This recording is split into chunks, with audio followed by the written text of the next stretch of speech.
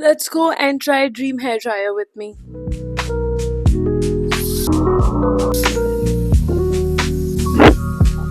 Clearly, I don't know how to use this fancy thing, and I terribly, terribly failed at it.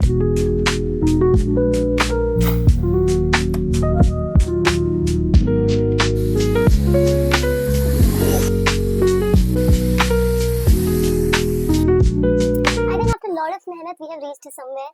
This is my straight hair, and this is tried straight hair.